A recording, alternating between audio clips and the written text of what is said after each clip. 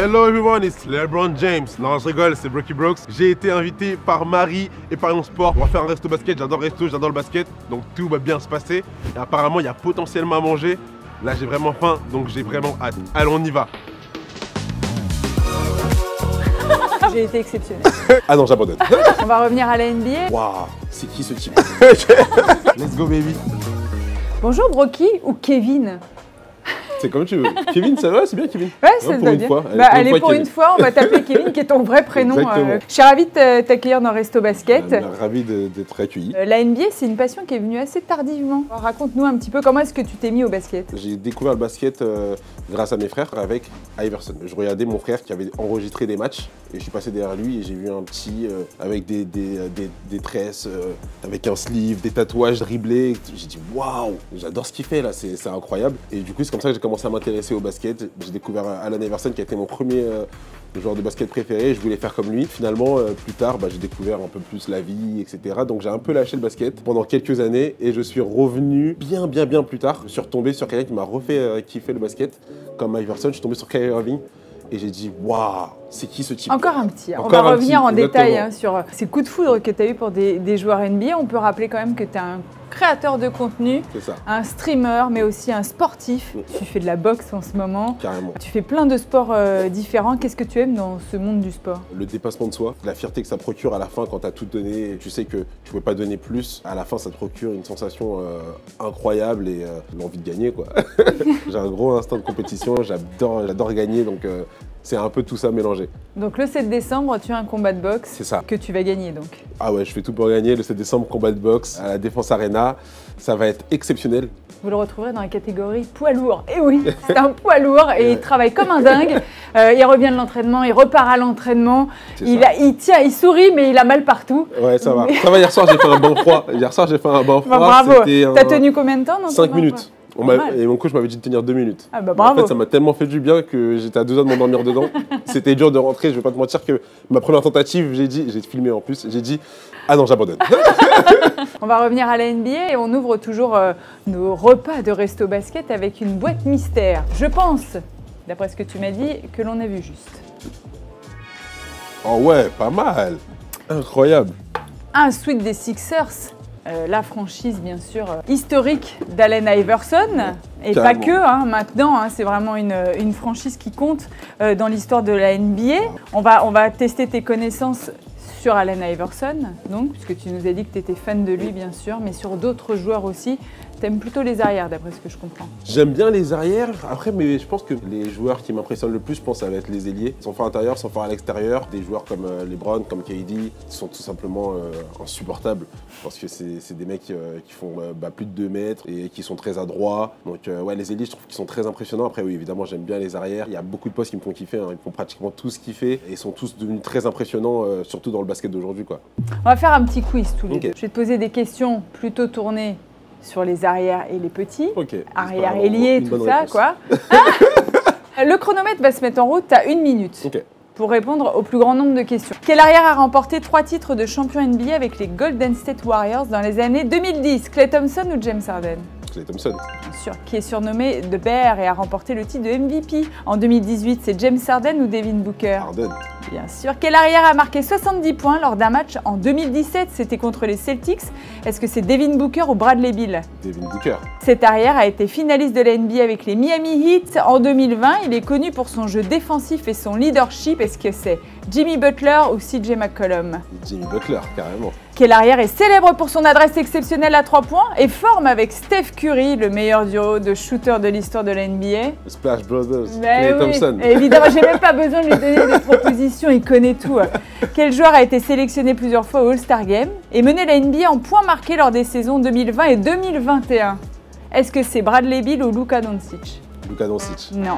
Ah ouais, Bradley Beal. Ouais. C'est dommage, tu termines sur cette erreur. Mais bravo, en tout cas, tu as une grosse connaissance de la NBA. Est-ce que tu suis la NBA un peu tous les jours? Comment est-ce que ça se passe? Alors, c'est compliqué avec mon emploi du temps, mais j'essaie vraiment de faire au mieux pour suivre parce que c'est vraiment un milieu qui me plaît énormément. En fait, c'est un sport où on ne peut pas s'ennuyer. Il y a tout le temps de l'action. C'est bien fait parce qu'il y a des stars dans chaque équipe. Donc, tu sais que quand tu vas regarder une équipe, tu vas t'attendre à une superstar qui va te faire kiffer ton moment.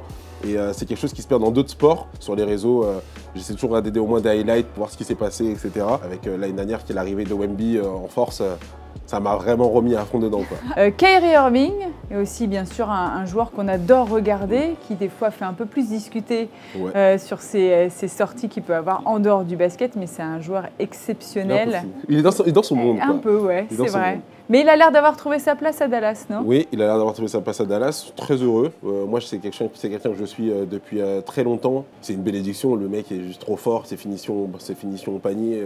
Moi, ça m'impressionne déjà quand un petit monte au panier sur des grands.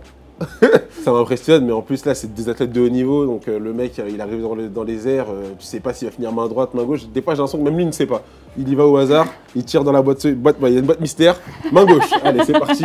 Donc non, c'est quelque chose de très impressionnant, on a l'impression qu'il reste 20 minutes dans les airs. Après Cleveland ça a été un peu compliqué. Un peu compliqué, ouais. Surtout à Boston, où il voulait un peu être le patron de l'équipe. C'était pas dans son caractère, c'était pas lui. Donc là il a trouvé sa place, un peu encore retrouvé une place de lieutenant, le lieutenant de Doncic à Dallas, et franchement c'est pour mon plus grand bonheur, ça me fait vraiment kiffer, surtout que Doncic aussi c'est quelqu'un de très flashy, donc les matchs sont très beaux.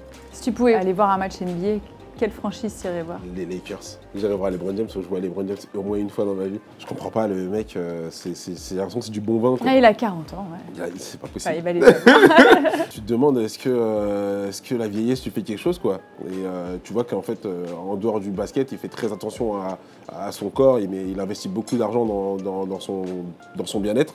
Après, est-ce qu'il ira chercher une nouvelle bague? Je suis pas sûr. Ouais. Mais on va encore profiter de son talent, ça fait plaisir. On a eu la tradition de la boîte mystère, voici la tradition du jeu de la casquette. On aura tous les deux une casquette et on va devoir deviner évidemment la franchise ou le nom de joueur qui sera inscrit sur la casquette. Je te laisse commencer. Ok. Est-ce que je suis en intérieur? Non. Extérieur? Oui. Arrière? Plutôt extérieur, poste 4 quoi. Non. Ah, poste 4 3-4. Est-ce que j'ai déjà été MVP? Oui. Connu pour être un très gros dunker? Non. Je suis d'origine américaine? Oui. Je suis un athlète Nike? Oui. Il aime bien le Paris Saint-Germain par exemple. Conférence Est? Non, il fait chaud là où il joue. Il fait très chaud, c'est un peu le désert quoi, tu vois. Un peu le désert. Est-ce que je joue Texas? Non, c'est fini. Ah mince. Tu joues dans l'Arizona. Tu l'adores en plus ce joueur. Je l'adore. Poste 4. Kylie? Bah oui. Ah, dommage. C'est quand même un joueur exceptionnel. J'aurais dû lancer des noms en fait. C'est un joueur exceptionnel. C'est incroyable. Est-ce que t'es pas déçu un peu comme moi qu'il n'ait pas gagné plus de titres?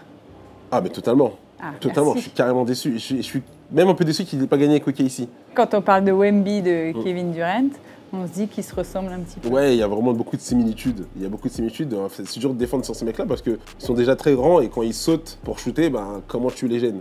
Bah, c'est ça. C'est ça qui est exceptionnel. Tu pries en fait en te disant faut pas que ça rentre. Bon, c'est à mon tour de deviner. Est-ce que c'est un joueur de la conférence Ouest? Oui. Est-ce qu'il joue dans une équipe de Los Angeles? Il a joué. Il était très réputé dans ces équipes-là. Ah oui, c'est un joueur qui joue encore? Oui. Est-ce qu'il joue à Minnesota? Non. Il joue pas à Phoenix? Il a joué. Il y a beaucoup d'indices et je n'y arrive pas malheureusement. C'est un intérieur? Extérieur. Extérieur. Il met des 3 points? Oui. Beaucoup? Oui. Pas mal? Oui. C'est fini? Il en a beaucoup c'est donné. un gros passeur alors. Il a beaucoup donné à Blake Griffin. Ah, c'est Chris Paul? Ouais. Ah, putain. Bon bah voilà, on arrête là. On va regarder un peu ton Insta. J'ai vu quand même que ça t'arrive de jouer.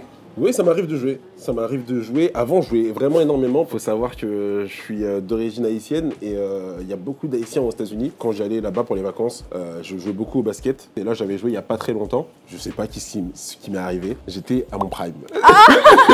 Tout ce que j'envoyais à 3 points rentrait. Magnifique. Et pourtant, il y avait des bons joueurs. Il y avait des gens connus un peu de la scène basket en France. Par exemple, Briscoe. Ah ouais. Et je shootais et tout rentrait. C'était exceptionnel. Waouh. Est-ce que tu aurais aimé jouer en club? Ouais, je pense que ça aurait été pas mal. Je pense que ça aurait été pas mal. J'aurais vraiment aimé jouer en club, dans un club de 3v3. 3v3, là. Ah oui. 3-3, t'aimes bien? Ouais, c'est sympa. Ouais, c'est sympa, c'est vrai. C'est très dynamique. Archi dynamique. Un peu à ton image. Tu as un seul panier et 3-3 au JO. Ouais. Faut un bon cardio. Ouais, faut un excellent cardio. Ah bah ouais. Faut un bon cardio pour jouer aux jeux vidéo aussi ou pas? Faut une bonne condition physique en vrai. Pour jouer aux jeux vidéo à haut niveau, faut une bonne condition physique pour avoir le cerveau frais, se sentir en confiance, se sentir bien. T'arrives à jouer encore malgré ton emploi du temps démentiel? Beaucoup moins qu'avant. Avant, je pouvais me faire des parties, je pouvais jouer pendant 6-7 heures. Là, je joue 2 heures, c'est bien déjà. J'ai déjà essayé de déborder. sur mon emploi du temps et après j'arrive à la boxe et je peux pas esquiver un jab. Ah bah ouais, c'est sûr. Alors on l'a bien compris, tu as un gros rendez-vous en boxe le 7 décembre à la Défense Arena. On rappelle que tu vas réaliser un combat poids lourd dans la catégorie poids lourd. Je te souhaite vraiment plein de bonnes choses. Tu te donnes à fond pour réussir ce combat en tout cas. Je ne me suis jamais donné autant à fond pour quoi que ce soit. C'est comment de vivre tous ces événements incroyables, tel un sportif de haut niveau finalement, parce qu'il y a énormément de public, les stades sont pleins, la salle de boxe, enfin là la Défense Arena sera pleine. C'est quand même des expériences incroyables pour vous. C'est des expériences inoubliables. Je suis très heureux, très honoré de vivre des moments comme ça parce que je sais que j'ai une chance inouïe. Donc j'essaie de prendre le maximum de plaisir. Et par rapport à la boxe anglaise, je sais que c'est quelque chose, on dit le noble art, c'est vraiment de respecter l'art, pas venir le jour J et faire n'importe quoi. Dans tout ce que je fais, je me donne vraiment à 100%.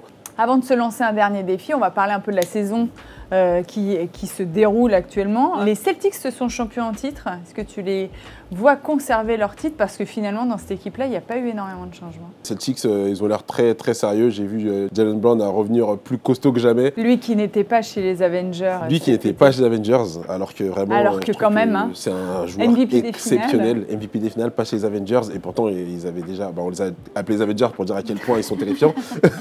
Mais ils ont tout pour conserver leur titre. Mais je vais mouiller, je vais mettre une pièce sur les Dallas.